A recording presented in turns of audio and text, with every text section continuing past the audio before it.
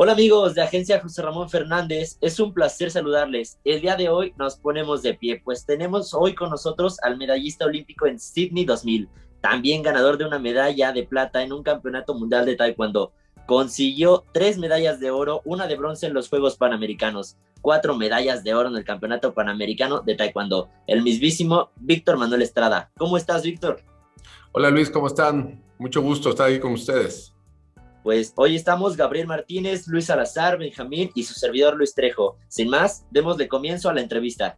Bueno, Víctor, yo te quería comenzar preguntando, ¿cómo era para ti ser un atleta de alto rendimiento? Y de esa misma pregunta, ¿cómo combinabas tu vida personal con la profesional? Pues mira, mi inicio en el alto rendimiento fue a los 14 años de edad aproximadamente por invitación del entonces entrenador nacional de la Selección Nacional de Taekwondo, el profesor Sang-Won Park, que fue el que estuvo como entrenador en los primeros Juegos Olímpicos para el Taekwondo como deporte de demostración en esa ocasión y fue el que consiguió que se lograran como entrenador 3 medallas de bronce con Manuel Jurado, Enrique Torreya y Mónica Torres. Y él fue el que me inició, ahí fue como inicié, de una manera como más sencilla, entrenando diario de 3 a 4 horas, de lunes a jueves, empezar a hacer mis pininos y ya después, digamos, de manera ya más formal, cuando el taekwondo empieza ya a tener una etapa ya más seria de concentraciones en el Comité Olímpico Mexicano, fue a partir de 1990, a mí me tocó entrar en 1991, entrenando 3 veces al día, teniendo sesión de preparación física por muy temprano, 7 de la mañana, y después otro entrenamiento, 2 entrenamientos técnicos, la parte técnico-táctica física, por decirlo así, estratégica era mediodía, un entrenamiento de 2 horas y media, 3 horas aproximadamente, y por la tarde un entrenamiento de mucha mayor perfección técnica y un poquito de combate, sombra, por decirlo así, entre nosotros que le llamamos en el taekwondo step, y era de 1 hora y media a 2 horas. O sea, estamos hablando de aproximadamente 5, 6 horas diarias. Así estuvimos desde 1991 hasta que me retiré en el 2004 y combinarlo con mi vida personal, pues muy complicado. La verdad, vivimos en un país que ahora sí que viéndolo hace años atrás, estamos hablando que yo inicié por ahí del 88, 89. Ahora sí que nos vamos hace 30 años o más de 30 y tantos años, viéndolo a la distancia, creo que no ha habido grandes cambios radicales en el tema del deporte mexicano. ¿Qué quiero decir con esto? La falta de apoyo en el deporte, en el sector, en la preparatoria, en la universidad. Hay algunas universidades que ya apoyan. Entonces, combinarlo para mí fue difícil, sobre todo ya en la universidad, donde siempre se te veía como un ente alejado, distante, que querías pedir permiso para los viajes y que llegaban profesores que te apoyaban y otros que te decían, pues a mí no me interesa, ¿no? Si eres representante o no de tu país y te voy a tronar, ¿no? Y te voy a reprobar.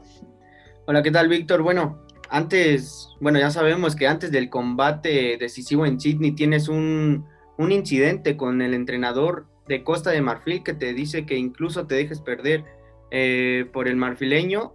En ese momento, ¿qué pasó por tu mente? ¿Tu parte profesional o qué pasó en ese momento en tu mente? Pues me dio mucho coraje. La verdad es que yo estaba todavía como muy...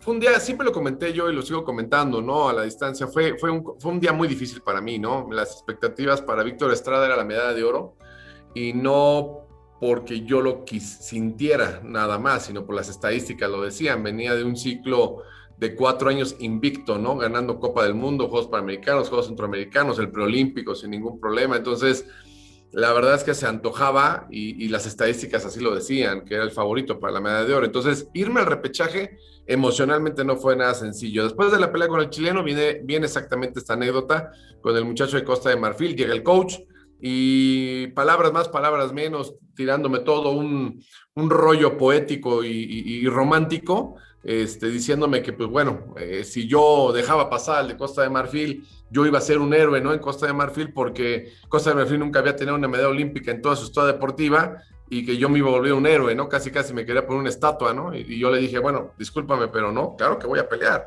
Fíjate, eso me ayudó mucho a recobrar ese ánimo, o más bien ese desánimo que yo tenía, y me hizo como nuevamente, ¿no? Como que a fluir la sangre, a hervir la sangre, y dije, caray, no, para nada, claro que voy a salir, y todavía el coach me dijo, Pues nos vemos en la pelea. Y bueno, y como buen mexicano chilango me salió, pues órale, güey, pues ahí nos vemos. Entonces, la verdad es que fue un momento muy interesante que me hizo nuevamente recobrar el ánimo y que bueno, porque fue una pelea muy complicada. Era un muchacho que no tenía nada que perder. Creo que haber tenido unos 18, 19 años, muy habilidoso.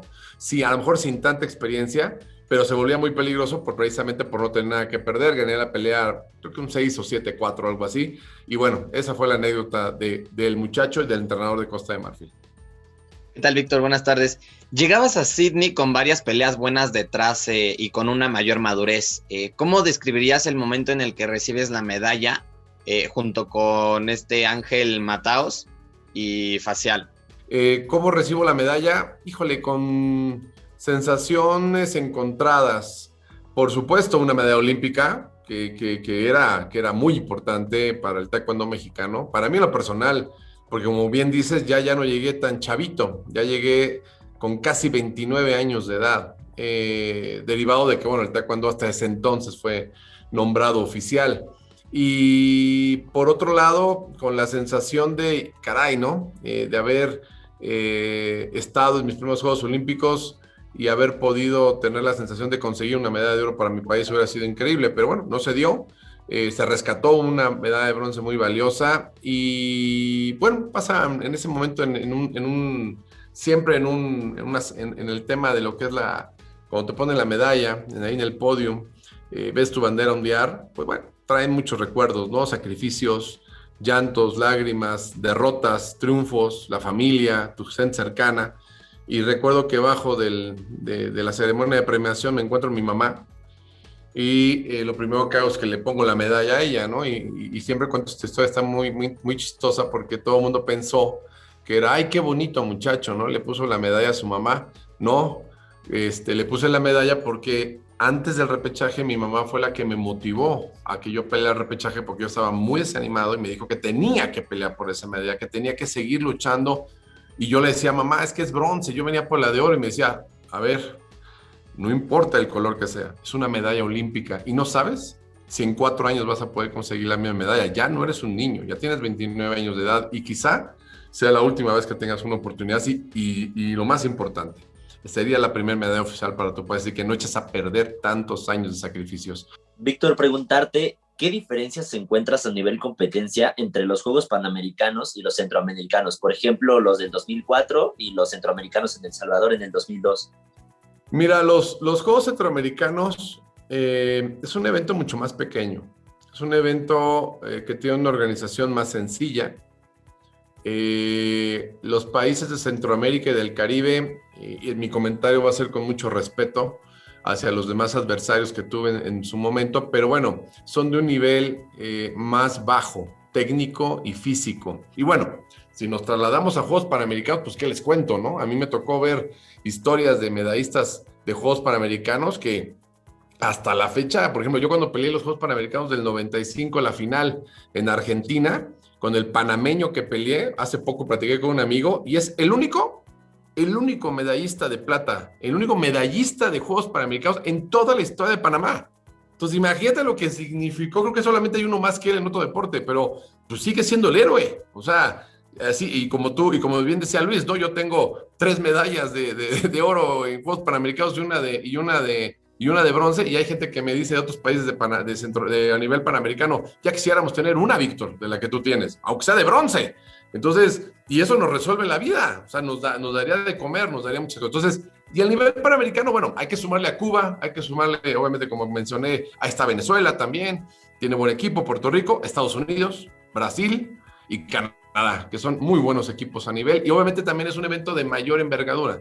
Es un evento que casi podemos decir que es muy parecido a unos Juegos Olímpicos por la organización, por el tamaño de países y el número de atletas. En tu opinión, ¿qué rol o papel jugaron los aficionados mexicanos que te apoyaron en los Olímpicos de Sydney? ¿Te dio un envión anímico? No, pues la verdad es que había poquitos, y tampoco te puedo decir que había muchos mexicanos, pero los pocos que había nos daba gusto, porque ir a unos Juegos Olímpicos sabemos que no es fácil, no es sencillo económicamente para mucha gente y menos tan lejos, hasta Australia, que es uno de los países más lejanos, ¿no? Para viajar. Y de repente ver salir a pelear y ves ahí en el estadio una bandera ondear que no es la de tu papá porque fue mi papá y mi mamá, y de repente ves por ahí poquitos, no sé, 3, 4 grupitos con una bandera, bueno, pues te emociona muchísimo, ¿no? La verdad es que creo que en lugar de presionarte te motiva a sentirte tan lejano, sentirte como en casa, ¿no? Y ya comentabas lo de las medallas que has ganado. ¿Qué hábitos de tu vida cambiaron después de ganar todas esas medallas que tienes? Pues fíjate que en el tema del alto rendimiento, pues bueno, te vuelves una persona sumamente disciplinada, pero ya como practicante de arte marcial de por sí, porque antes, en el taekwondo, antes de ser un atleta o de ser un competidor de alto rendimiento, primero es un arte marcialista.